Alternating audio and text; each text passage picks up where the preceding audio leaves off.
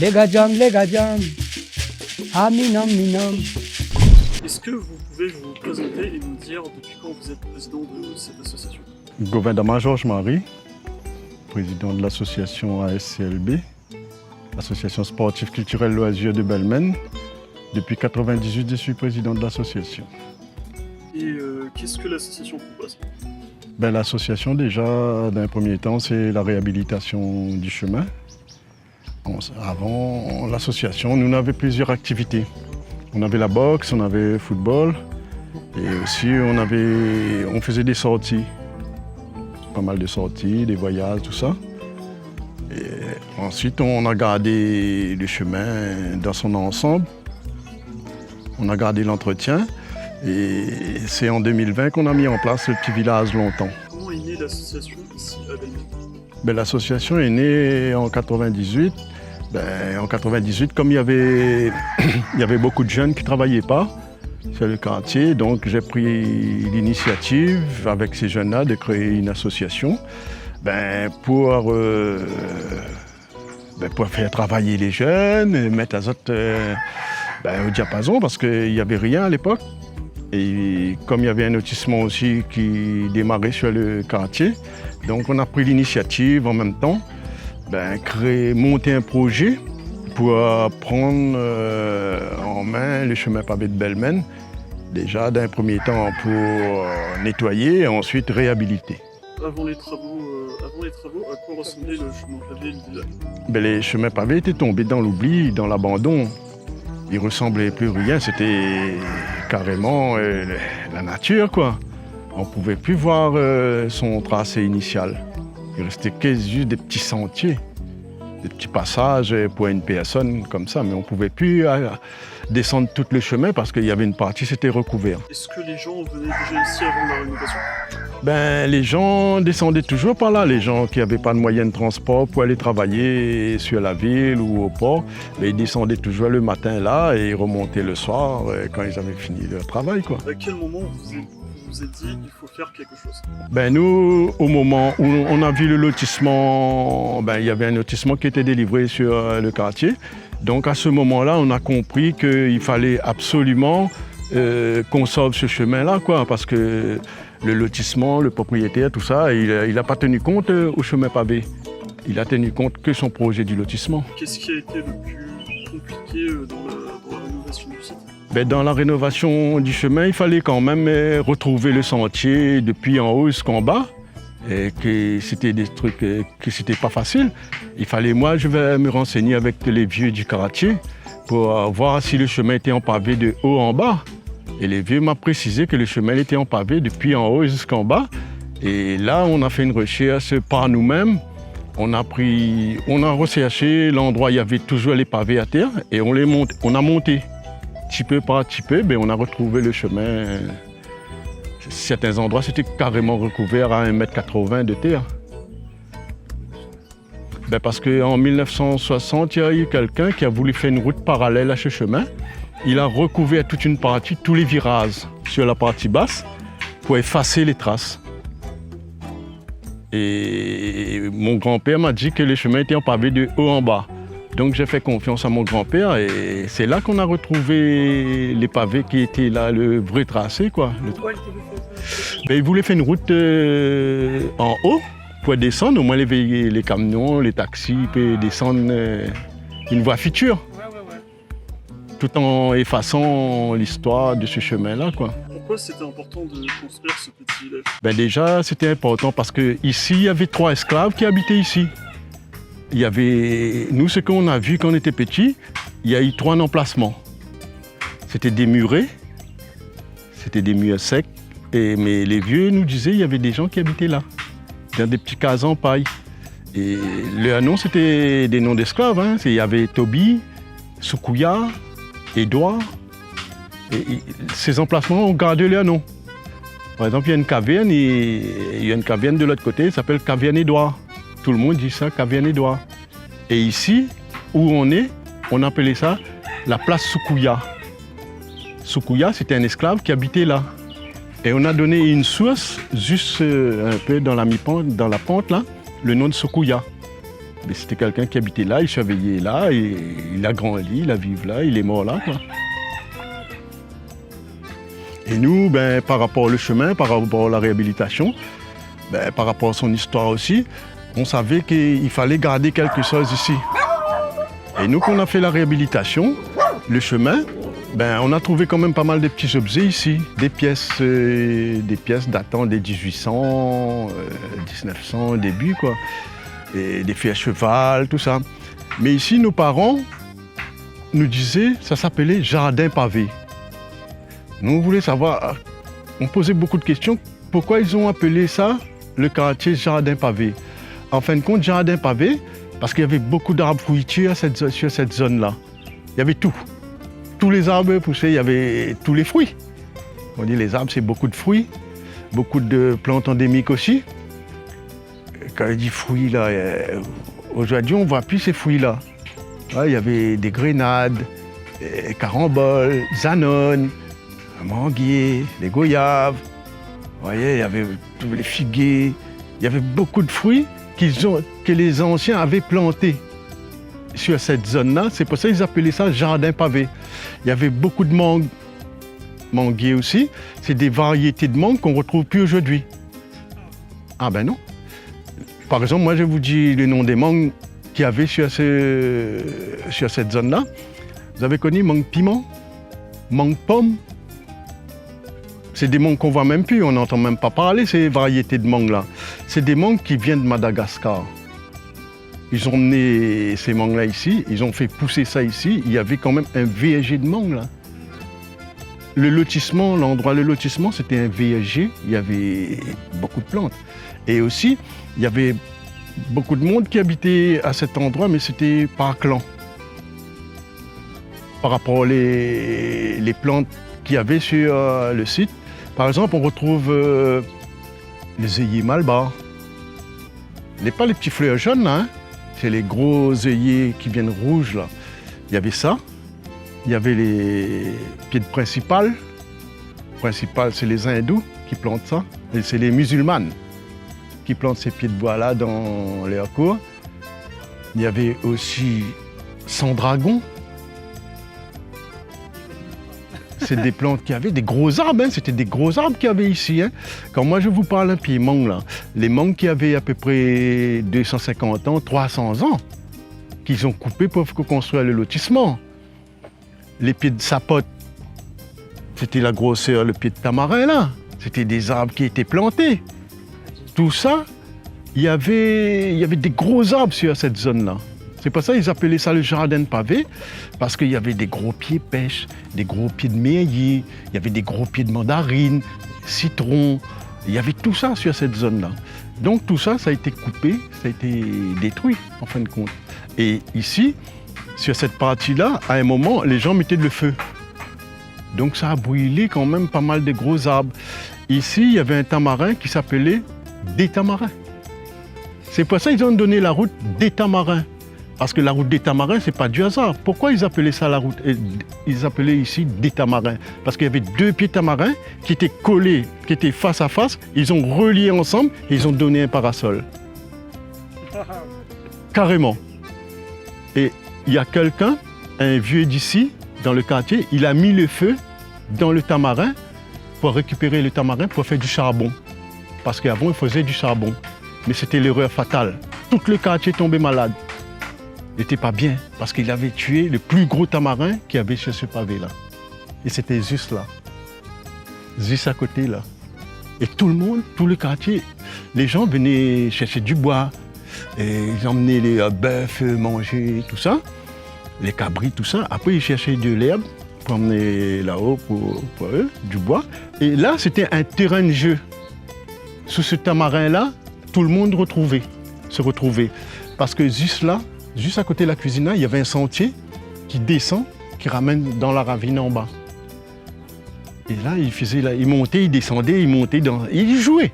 C'était comme un jeu pour eux. Ils sortaient de leur maison à 7h, ils rentraient à midi, 1h. Le temps, ils cherchent leur bois, et ramassaient les herbes, et le temps, ils jouent un peu. Il faut y jouer aussi. Et avant, comme il y avait beaucoup de fruits partout, Ben, ils pouvaient monter sur l'arbre, casser leurs fruits, prendre le temps. C'était pas... Avant, les fruits ne piquaient pas, comme aujourd'hui. Avant, on pouvait manger, casser, manger direct. Aujourd'hui, on ne peut plus. Aujourd'hui, on dit, il y a les rats, il y a patati, il y a patata. Mais avant, les rats aussi, dans les bois, là. Avant, les rats mangeaient des fruits. Même ici, sur cette zone-là. Ben, nous, on voit des fois, il y a les rats qui mangent les tamarins. Ils mangent les prunes. Ouais, avant, ils mangeaient les mangues, ils mangeaient des fruits. Aujourd'hui, les rats, ils ne mangent plus dans cette nature-là. Ils vont près de les gens, là-haut. Là-haut, il y a les bonnes bouffes. La bouffe qui tue. Ouais. Et une deuxième question là, comme ça. À la cyclone, là, comment tu fais les monteux? Nous laisse comme ça. Tu n'y jamais? S'il ne tenait pas, il a tombé, il nous remonte. Quand le cyclone est terminé, il nous remonte toute la structure. Nous laisse comme ça. Là, ça dévie, quoi. Ouais. Après, le cyclone, ça fait longtemps, on n'a pas gagné un cyclone comme il faut. Hein. La dernière cyclone, on a gagné de l'eau. Mais nous ne craignons pas cyclone. Avec la structure qu'il y a ici, on ne craint pas. En face, on a des questions posées aux autres en face, avec tous les nouveaux constructions. Parce que le cyclone, quand va souffler, là, ça va vraiment souffler et c'est exposé. Ici, c'est pas exposé, ici. Ouais. Ici, c'est plus ou moins comme si que le vent va passer dessus, quoi. Est-ce qu'il y a une histoire ou un souvenir qui vous a particulièrement marqué au chemin bébé? Ben, il y a quand il y avait un décès dans le quartier, ben, il descendait là à pied. Il portait ça sur deux bambous ou deux bois, de cercueil, et il faisait des pauses sur ce chemin-là. Et juste après ce virage-là, il y a une grosse pierre. C'est là l'endroit où il posait le cercueil dessus pour faire une pause. Pour redescendre plus bas, à côté de la boutique Thomas, il y avait une autre pierre pareille, c'est des grosses pierres comme ça. Je ne sais pas si ça a été taillé ou pas, mais c'est plat. Ensuite, ils allaient au cimetière marin. Ils portaient avec quatre bonhommes jusqu'au cimetière marin. Et ça a duré jusqu'à après la guerre, 1945. Ensuite, avant la guerre aussi, ils ont construit le cimetière de l'étang, Saint-Paul, parce que là-bas, c'était quand même assez saturé. Ils ont fait un deuxième cimetière à Saint-Paul. Après, ça a commencé à circuler dans les années 60. Par rapport, il y avait quand même eu le bus, petit bus courant d'air, camionnette, il y avait quand même un moyen de transport pour porter un décès, un mort au combat, et éviter de porter à pied.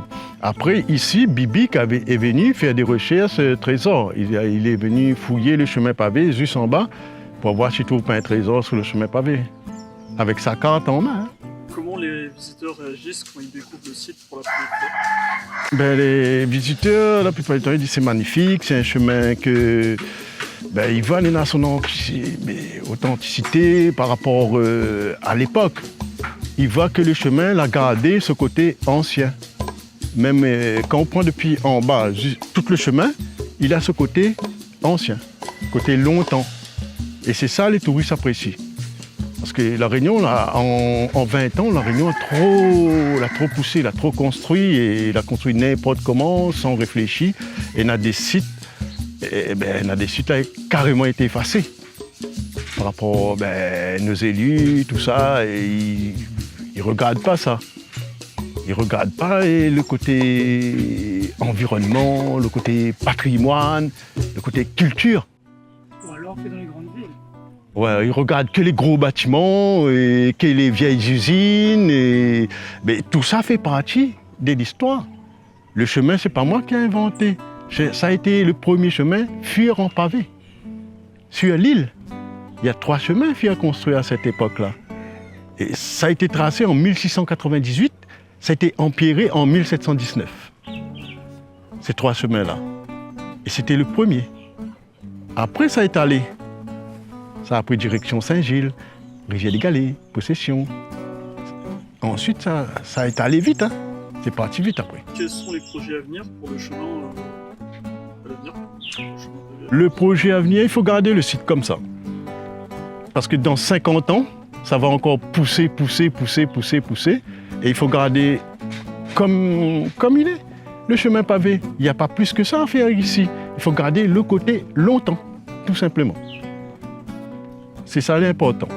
Garder ce côté-là, comme il est.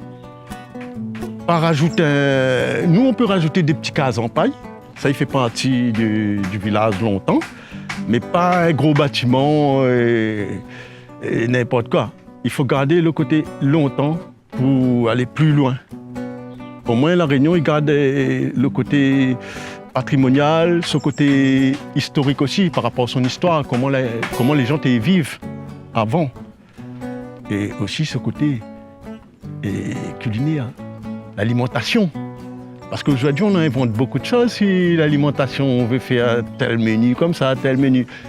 Et à savoir, à La Réunion, on avait une façon de cuisiner et c'était simple. Tu ne compliques pas.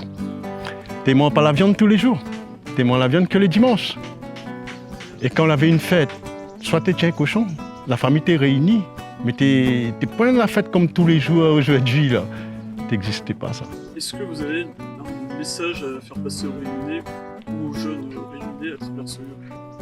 Ben, moi, mon message à passer là, sur toute La Réunion, il y a des sites, il y a quand même des sites patrimoniaux et des trucs anciens qui les abandonnés. Les Réunionnais n'ont intérêt à prendre ça en main avant les gens extérieurs, ils viennent, ils prennent à notre place. C'est ça le message que me fait passer aux Réunionnais. C'est autres aujourd'hui, il faut prendre en main les choses qu'il y a à La Réunion, qu'il y a dans notre quartier, avant les gens ailleurs. Européens, nous aussi Réunionnais, nous les Européens. Donc, Européens aussi, banane à droit aussi, comme nous. Donc, c'est nous, des Rounoudjiers, de prendre les choses en main, avoir du courage, de la volonté, faire des recherches historiques. Quoi laisse passer dans notre quartier, vraiment? Parce que dans tous les quartiers, il y a des trucs laisse passer. Tous les quartiers, en général. Et depuis le bâton des larmes au sommet de la montagne. Fais le tour à La Réunion, pas à tous les pareils. Il y a un message à passer, c'est ça. Tous les Réunionnais prennent notre quartier en main, tout simplement. Chose que Bonnard, malheureusement, il ne fait plus ça. Il fait pas. Il fait pas, mais ça va revenir. Ouais. Les enfants de demain vont revenir là-dessus. Pourquoi? Mais parce que tu veux savoir quoi laisse passer. C'est comme les enfants de la Creuse aujourd'hui. Les enfants de la Creuse, ils retournent ici, ils veulent savoir comment, comprendre comment ça se fait, la tire azote là, dans notre famille, d'envoyer azote là-bas, et la pidonne azote, aucune information, est-ce que La Réunion, est encore là, et puis là, et voilà, c'est ça, il faut La Réunion, il faut nous connaître où ça nous sort. Nous pouvons aller n'importe quel pays, en Amérique, en Chine, nous connaissons nous sort de La Réunion sur le petit bout de la terre là, mais nous connaissons où ça notre famille sort, comment tu appelles. Qui c'était notre papa, qui c'était notre maman, qui c'était notre grand-père. Il faut nous connaître ça. Si nous ne connaissons pas ça à La Réunion, déjà nous ne connaissons pas nous. Après, tout ce qui dit arbre, plante, La Réunion, les arbres, n'est pas du hasard, ça. Les nacettes, les vraiment endémiques, les ici, et les nacettes, a été exportés. Ils viennent dans d'autres pays. Tous les épices que nous mangeons, ça ne vient pas d'ici, ça. Ça a été exporté. Les fruits, pareil. Beaucoup de fruits, ils ne viennent pas de La Réunion. Ça a été exporté, planté ici. Vous voyez? Donc, il y a des choses que La Réunion, nous, Réunionnais, il faut nous connaître ça. On ne peut pas dire un monde sort au Brésil, vient aujourd'hui, nous, il connaît, ça prend le Brésil, ça c'est riz Brésil. Il faut nous aussi nous connaître, nous gagner répondre. Oui, ça, il vient du Brésil, mais ça a été exporté du Brésil à La Réunion. Vous voyez? Et nous, on a les notes aussi, nous, que nous disons, non, ça est endémique, La Réunion. Ça, qu'ici, trouve ça.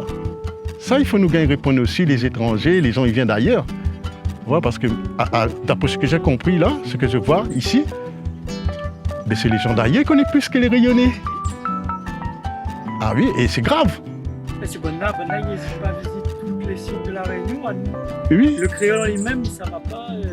Il ne demande pas aussi. Il n'ose pas, il ne demande pas où que ça, il est ça. Par exemple, ça. Oui, il ne demande pas à nous que ça, il est ça. Ça, c'est un pied de pion d'âne. Alors qu'on n'est pas censé connaître toute plante. Oui, c'est normal, mais au moins on connaît un minimum. Voilà. Un minimum. Moi, maintenant, des fois, je reçois ma maman à l'école. Ma maman, CM1, CM2. Mais déjà, je ne connais pas un tamarin. C'est des plantes simples qu'il y a à La Réunion. Je ne connais pas un prune malgache. C'est des trucs qu'il y a. Va-vendre, tu ne connais pas. Vous voyez? C'est des fruits qui là toujours avant ça, partout n'est ça. Mais sauf que quand on l'a construit, il l'a tué.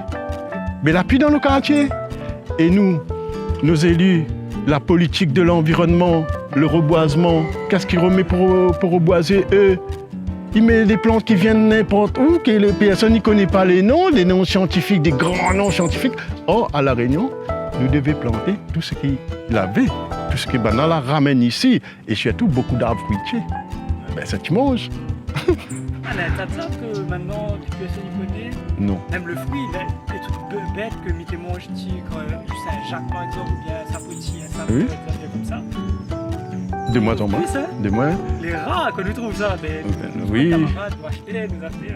Fait rappel là-haut des souvenirs aussi. Selon vous, comment la culture réunionnaise va évoluer dans le futur?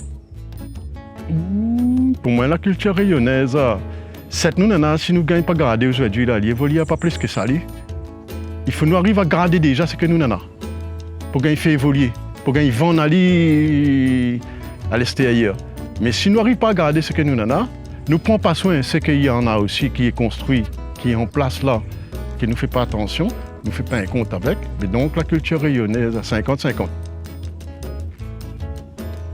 Après, au niveau comme il dit, au niveau de la nourriture, l'alimentation, la culture rayonnaise va être toujours la façon banale a toujours fait cuire depuis avant, va rester ça. Même si on invente un carré, ce ne sera pas pareil. Par exemple, dans la Oasis, c'est un petit exemple. Souvent, on entend parler rogaille saucisse. Mais la Réunion, là, un rogaille saucisse, c'est simple, hein, pour un créole. Hein. Il suffit d'y mettre son oignon, son tomate, et un petit peu de sel. Et s'il veut mettre piment dedans, il met. S'il ne veut pas, il ne met pas. Mais fini. Hein. Après, un peu ce que ça à mettre là-dedans. Et il est aussi bon que tout ce que Banaï invente. Hein. Un curry volaille, pareil.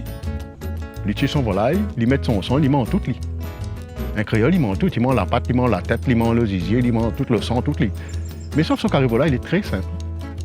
Il fait frire son volaille, il met son épices, il met un petit tomate passé. Hein. Pas plus que ça. Hein. Et ça, il a toujours gardé ça. Souvent, nous entendons, il faut mettre ci, il faut mettre ça, il faut mettre ci. Non. C'est simple. Ici, nous fait simple. Comme mes parents, ils cuisinent ici, comme son maman l'a monté, comme l'autre l'a monté des générations, mais ils gardent pareil. Et nous voulons garder cette cuisine-là comme ça, simple. Pas plus, pas moins. Est-ce que vous êtes plutôt confiant ou inquiet pour l'avenir des cultures? Non, pas inquiet. La culture n'aura toujours. C'est qu'il est habitué à aller faire son petit jardin, c'est qu'il est habitué à aller rôder son osier pour son cabri, c'est qu'il est habitué à faire son petit carré au feu de bois, il a son petit emplacement, il va garder toujours ça dans les hauts, il ne perdra pas cette culture-là. Ça va être toujours repris, ça. Vous voyez? C'est... comme c'est... nous l'a changé, nous les finir arrivant en l'an 2000. Donc, on a des choses évoluées aussi, mais sauf que nous l'a gardé. Ce petit côté longtemps, on appelle ça moi. C'est pas ça, nous dit la culture va rester. Si je vois conserver les plantes. Conserve les plantes? Ouais, les mangues. Mais les plantes déjà conservées, là, c'est tous les tamarins qu'il y a ici, c'est tous les prunes qu'il y a ici, c'est tous les vavangues qu'il y a ici, c'est tous les petits pieds de bois qu'on trouve là. Ça, nous l'a pu conserver. Pourquoi? Parce qu'il y a des moments, quand les tamarins les chargés, les gens y arrivent, ils coupent les branches pour ramasser le fruit. Pareil pour les prunes, pareil, tout. Les gens, ils coupent. Les gens, ils ne veulent plus monter en l'air, ramassent un par un. Ils coupent carrément le pied. Ils descendent. C'est ça, nous l'a préservé. Sinon, ici, jamais les tamarins n'est pas comme ça. Les arbres n'est pas comme ça. Depuis quand nous, on a travaillé, on a dit aux gens, maintenant, arrête. Stop. Si vous voulez ramasser des tamarins, des prunes, vous montez dans l'arbre, vous ramassez comme la quantité que vous voulez. Un sac 2, sac 3, sac ramasse tant que vous voulez. Mais on ne veut plus voir personne couper aucun branche d'arbre ici. Et c'est pour ça, ça a reboisé comme ça grossit. Parce qu'à un moment, on arrive ici, on voit carrément toutes les branches les couper là, de l'autre côté, partout. Il fallait du stop. Et nous, on a mis un stop ici, un frein. Ah ben oui. Tu connais pas de monde qui casse la branche, qui casse le Ah ben pour ramasser le tamarin, oui. La facilité. Oui. Il coupe le branche. Non, mais c'est comme ça. Hein. Après, bon, heureusement, parce que les tamarins avaient du mal aussi à développer. À chaque fois, ils coupent les branches. Donc là, ils développent bien. Ça. Oui. C'est pas ça, les tamarins restent comme ça. Parce qu'ils ont coupé les branches. Sinon, ça c'était plus gros que ça. Cet tamarin-là, il y a à peu près 200, 250, 300 ans. Ça, hein. Regarde pas ça comme ça. Hein. Ah oui, ça c'est des arbres vieux. Point imprégné comme ça là. Ah mais ça en a son là, ça il peut pas jamais, ça il vient pas comme ça. Même le pied de Zat là. Et ça aussi, tout va partout. On voit le pied de Zat là. Pour arriver comme ça là, la grosseur là, on peut voir 150, 200 ans. Hein. Ouais. Ça il vient pas gros comme ça, vite fait ça. Hein. Moi m'a toujours vu ça comme ça. Ah moi non. Quand nous ça cassé des fois, Ouais. en bas trop bassin, là, le littoral là-bas, entre le littoral et le village. Tout en montant, il y a un tas d'un petit coin, d'un petit Oui. roche. Mais il n'est pas gros comme ça. Non. Et petit, hein. Ça est vieux ça.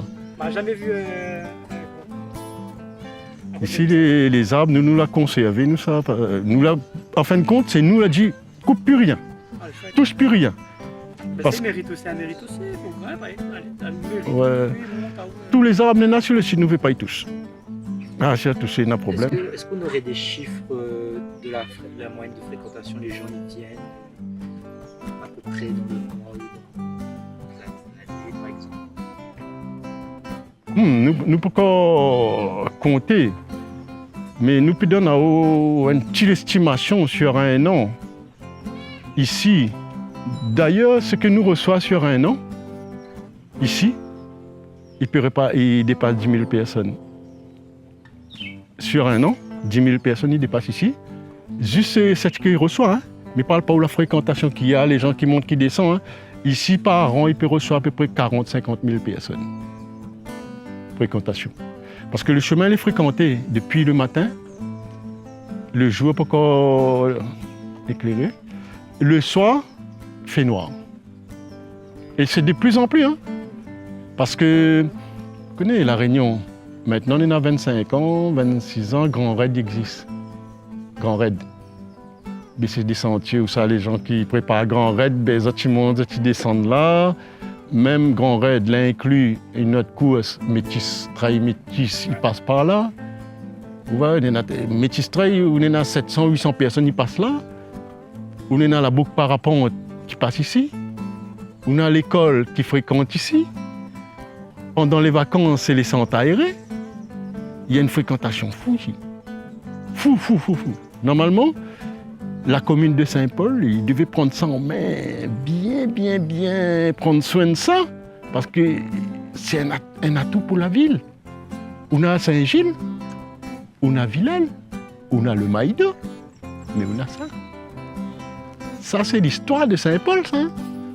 Et donc, ça est important pour la ville, mettre les moyens. Mais nous, pourquoi trouver, hein? Pourquoi trouver le maire, il veut mettre les moyens à cet endroit-là, ces endroits-là. Je ne sais pas pourquoi, hein, mais c'est là-dessus qu'il faut mettre les moyens. L'emploi futur, guide, accueil. On a 3 chemins. Les 3 chemins là, ils prennent d'en bas, ils montent en haut. On peut créer 3 emplois en bas, 3 emplois en haut. Juste déjà pour l'accueil. Hein. On ne parle pas où le guide. Hein. On peut mettre 3 guides. Hein. Faire déjà quand même des emplois créés. Après, bon, nous, ici, association, nous proposons des repas sur des réservations.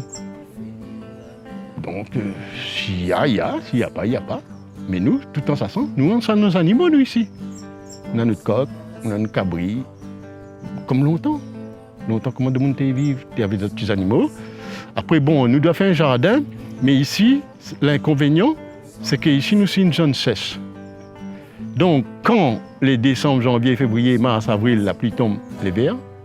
Après, quand on va reprendre, tout est sec. Même les arbres que vous voyez, toutes les feuilles là, prends bien photo. Hein? Parce qu'après, toute la pluie de feuilles.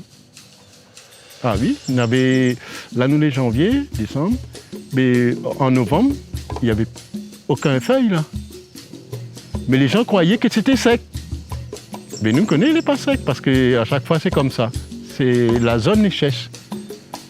Il absorbe toute de l'eau. Il part en bas dans les temps. Un arbre phréatique en bas. Toute de l'eau, il descend en bas. Et donc, c'est un moment, il est sec. Il n'y a plus rien ici. Et nous gardons quand même. Vous voyez? Même si c'est sec, on garde son entretien, on garde comme il est. Il n'y a rien à faire là. Nous, ce qu'on peut replanter, c'est des arbres fruitiers ici. Remettre un peu tout ce qu'il y avait. Ouais, tout ce qu'il y avait. Mais c'est pas facile. Il faut utiliser le basculement de l'eau.